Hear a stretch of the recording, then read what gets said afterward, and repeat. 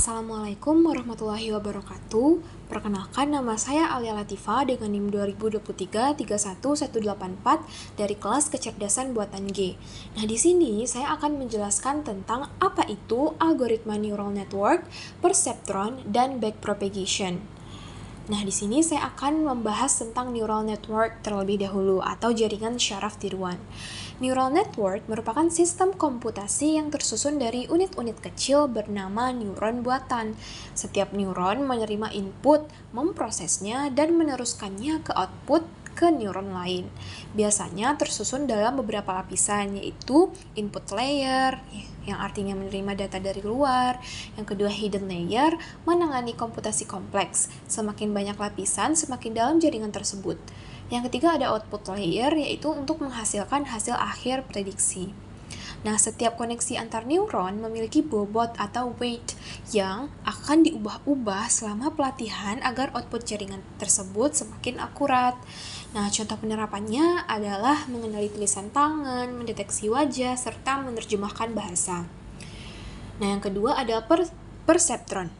Perceptron merupakan model dasar dari jaringan saraf tiruan yang digunakan untuk menyelesaikan masalah klasifikasi binar atau dua kelas.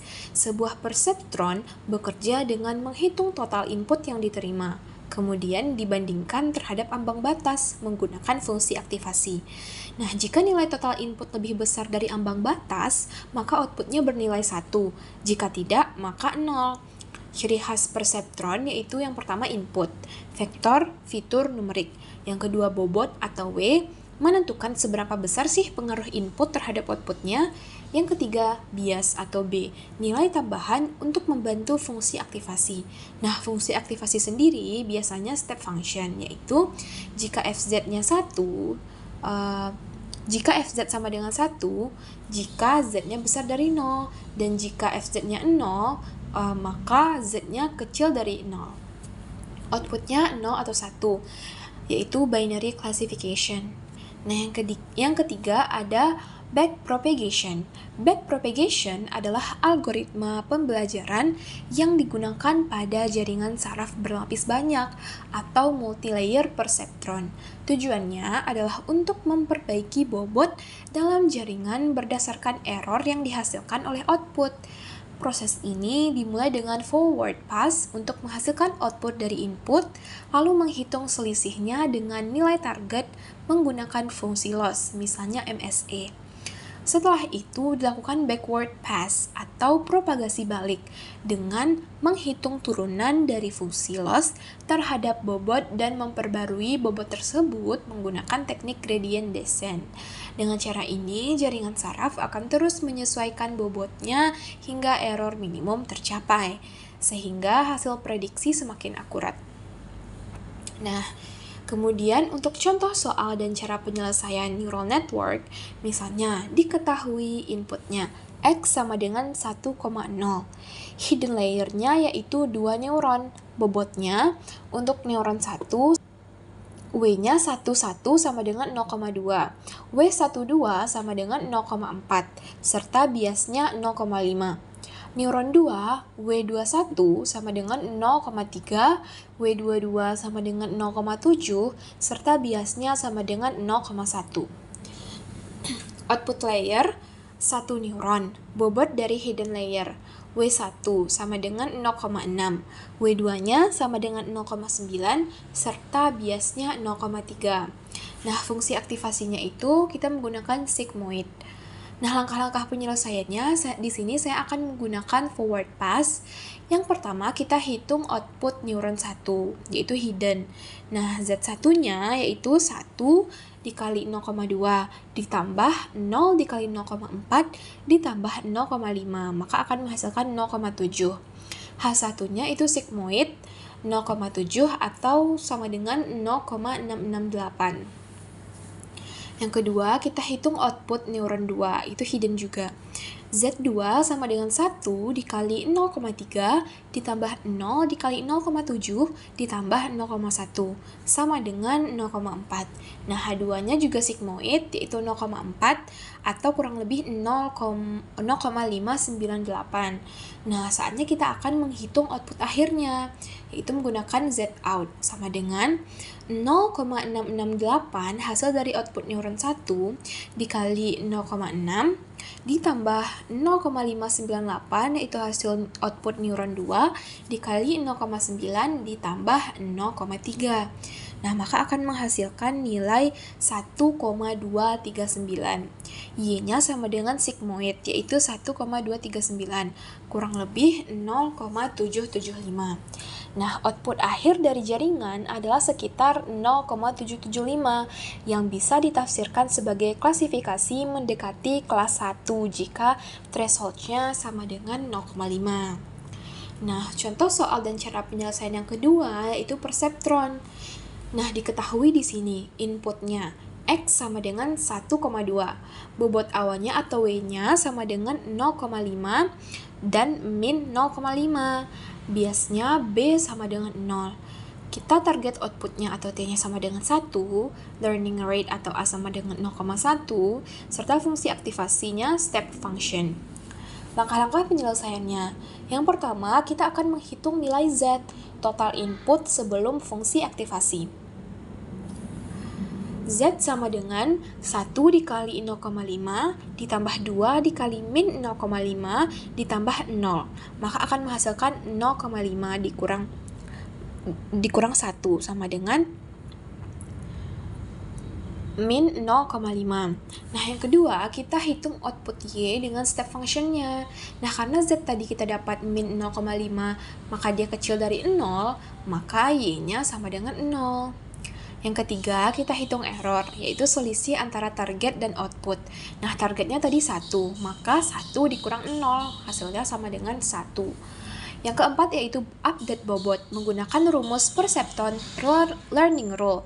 W1-nya sama dengan 0,5 ditambah 0,1 kali 1 kali 1 sama dengan 0,6. W2-nya min 0,5 ditambah 0,1 kali 1 kali 2, maka akan menghasilkan min 0,3. Nah, kita update biasnya. B sama dengan 0 ditambah 0,1 dikali 1, maka akan menghasilkan nilai 0,1. Nah, perseptron awalnya memprediksi output sebagai 0, padahal targetnya adalah 1. Oleh karena itu, terjadilah error sebesar 1. Dengan menggunakan rumus pembaruan bobot, kita menyesuaikan bobot dan bias agar model belajar dan bisa memprediksi lebih baik di iterasi berikutnya.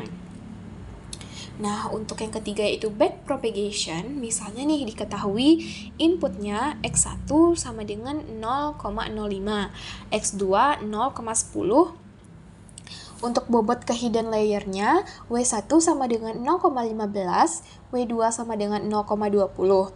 Bias hidden layer B1 sama dengan 0,35, bobot ke output layer W3 sama dengan 0,40, bias output B2 sama dengan 0,60, target output atau T sama dengan 0,01, fungsi aktivasi atau sigmoid.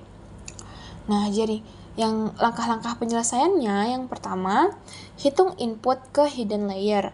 Z1-nya 0,5 dikali 0,15 ditambah 0,10 dikali 0,20 ditambah 0,35, maka akan menghasilkan nilai 0,3775.